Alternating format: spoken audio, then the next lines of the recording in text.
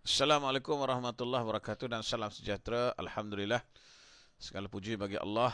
Kita dapat menyambung kembali bedah soalan trial modul pintas kimia SPM untuk negeri Selangor 2021 dan perbincangan kita adalah pada kertas soalan set 1 set 1 modul pintas set 1. Baik.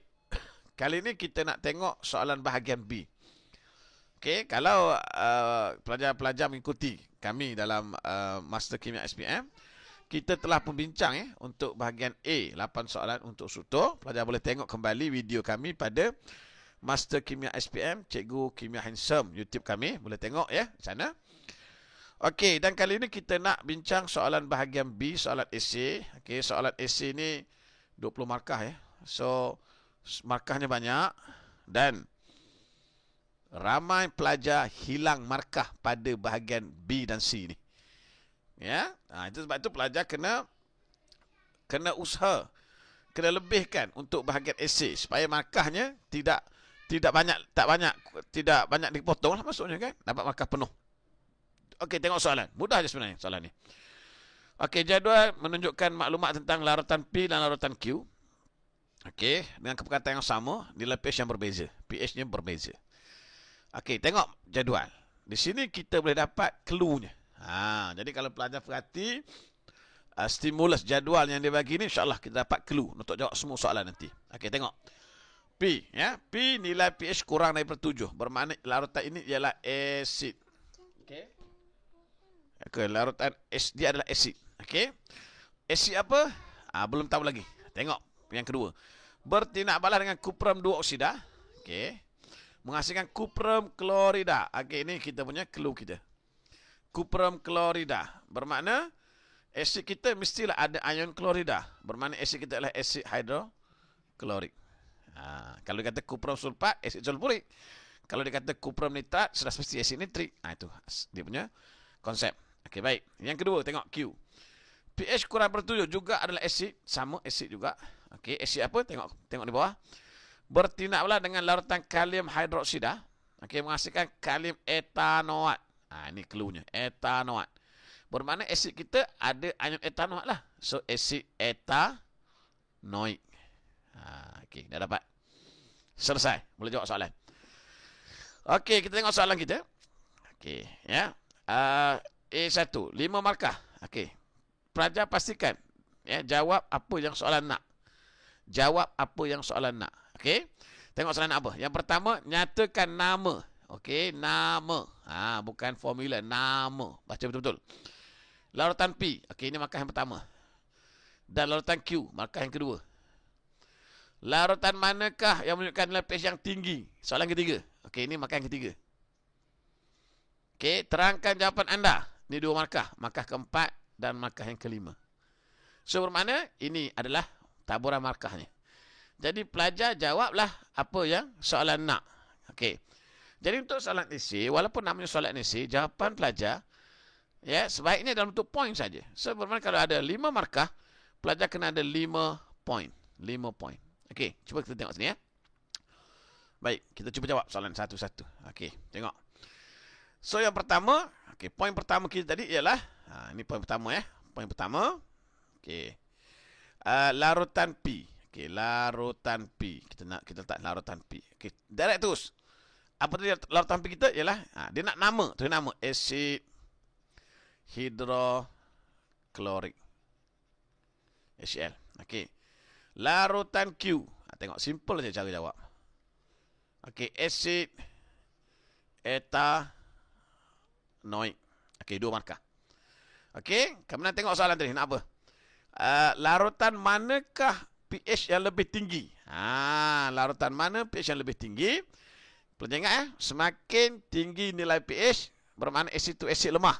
Jangan terbalik So sudah pasti jawapan kita ialah larutan Q. Cukup, memadai. Tak perlu buat ayat panjang-panjang. Okey, larutan Q 1 markah. Okey, 2 lagi, terangkan kenapa tadi. Terangkan kenapa. 2 markah lagi. Jadi kita jawablah.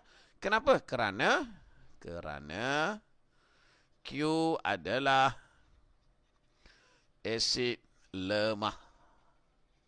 Okey, 1 markah. poin yang kelima, maka Q mengion separa dalam air. Okey, menghasilkan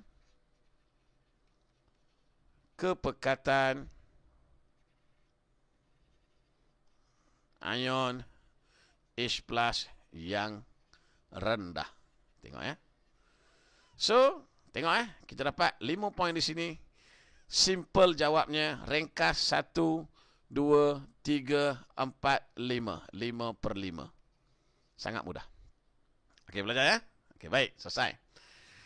Kemudian kita tengok pula A2. Soalan A2. Juga 5 markah. 100 cm3 larutan P 0.1 mol per bertambah dengan kuprum dioksida berlebihan menghasilkan larutan kuprum dioksida dan air. Okey, apa soalan nak? Tengok. Tulis persamaan kimia. Persamaan kimia. Okey, dalam periksa persamaan kimia ni biasanya 2 markah So markah pertama dan markah kedua pada persamaan kimia. Hitung jisim kuprum oksida yang terhasil. Okey, yang ini 3 markah. Markah yang ketiga, markah yang keempat dan markah yang kelima di sini. So, 2 pada persamaan, 3 pada pengiraan. Okey, jom kita tengok. Ya, cara nak dapat markah penuh. Okey, baik.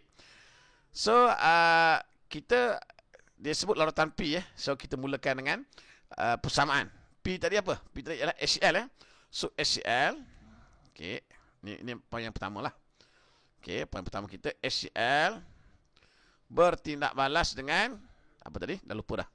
Okey, kuprum dioksida, kuprum dioksida So, CuO CuO, kuprum dioksida CuO. Okey, menghasilkan CuCl2 plus H2O. Ingat So, macam nak dapat CuCl2 ni, ini kita dah belajar awal form 4 So, kita imbang. So, kita letak 2 di sini. Okey, so 2 markah di sini, itu markah untuk betul formula dan bahan. Betul formula dan bahan. 1 dan untuk seimbang. Itu 1 markah, 2 markah. Okey, baik. Kemudian soalan yang seterusnya, dia minta kepada kita hitung jisim kuprum klorida yang terhasil. Okey, untuk soalan pengiraan, saya selalu sebut pada pelajar, kita cari mol dulu. Cari mol. Okey, so poin kita yang ketiga, cari mol. Okey, mol apa yang kita boleh cari? Tengok balik soalan. Maklumat dia bagi di sini. 100 cm3, 0.1. Dia bagi maklumat di sini. Ini maklumat untuk siapa? Untuk P, HCl P. So, kita ada V, kita ada M.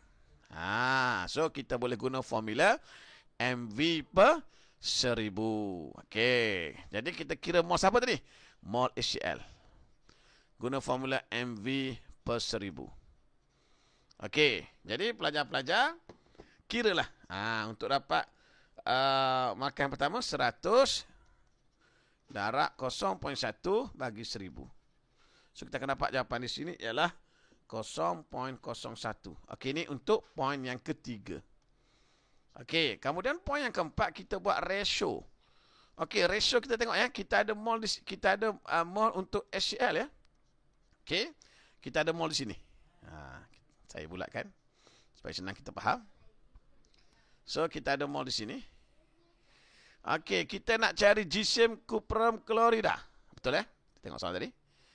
Kuprum klorida. Okey, nak cari jisim kuprum klorida. So, kita nak cari jisim kuprum klorida. Kuprum klorida yang ni So, kita kena buat ratio antara ini dan ini. So, kita ambil nombor depan Ada 2 So, 2 ni poin yang keempat Okey, 2 mol HCl. Okey, ini sebah ratio. Okey, depan 1 1 mol CuCl2. So, yang kita guna di sini ialah 0.1. So, kalau di sini 0.01 mol HCl. Maka berapa mol untuk CuCl2? Okey, rasionya 2:1. Bermakna untuk CuCl2 0.01 kena bagi 2 lah. Kita akan dapat 0.005 mol CuCl2. Ni ratio dia ingat Okey, ni poin yang keempat. Kemudian kita carilah poin yang kelima, jisim CuCl2. Okey, ambil molnya ni 0.005 darab GC molar. GC molar pelajar kena kira lah. Ya, kena kira. Okey. GC molar, dia dah bagi. 135, senang. Soalan dah bagi 135 ya. So, kita darab saja jawapan tadi dengan 135. 135. Pelajar akan dapat jawapannya ialah 0.675. Dan jangan lupa, unit wajib, gram. Okey. Tak ada unit, salah ya. Unit wajib. So, ini poin yang keempat, ini poin yang kelima. Dapat lagi 5/5. Mudah sahaja. Baik, selesai. Kemudian kita tengok pula soalan B. Ini soalan garam ya. Okey, pepejal putih W. Okey. Tambah asid nitrik. Okey, dapat lautan tak berwarna. Gas B dan air. Tengok ya. Di sini ada gas dan air. So, bermakna suatu benda, apabila benda apa yang bertindak balas dengan asid, dia akan menghasilkan garam. Ni garam ya. Gas dan air. Yang ni pelajar tahulah. Tak apa. Kalau tak tahu, tengok pula di sini. Panaskan.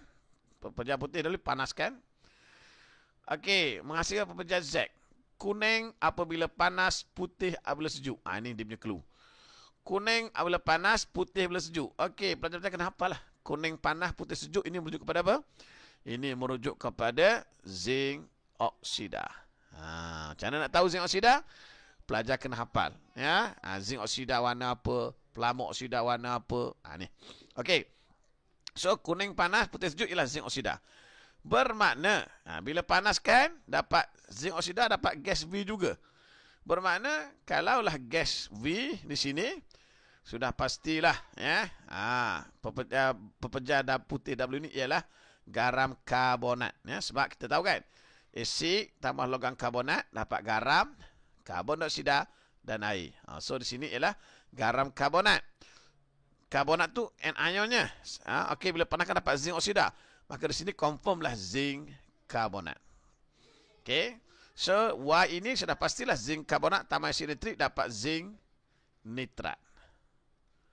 Okey, ini ialah karbon dioksida. So, ini bersama CO2. Shelter. Dapat semua jawapan. So, kenal pasti bahan V, W, Y dan Z 4 markah. V, okey, poin pertama. Poin kedua W, poin ketiga Y, poin keempat Z. Okey, terus dapat markah di sini direct. Okey, V tadi ialah gas karbon dioksida. Pelajar boleh tulis formula. Sebab dia kata kenal pasti. Boleh tulis formula, boleh tulis nama. Okey, kalau pelajar tak sure formula, tulis nama.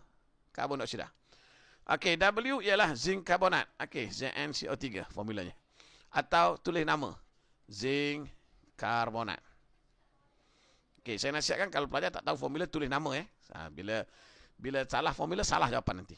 Okey. Terutama untuk Y ni. Y ni zinc nitrat. Zinc nitrat. Ni ramai pelajar salah formula ni. Dia tak ada dua. So, kita tulis nama. Senang. Zinc nitrat. Okey, dan Z itu ialah zinc oksida. Tulis nama pun boleh. Zinc oksida.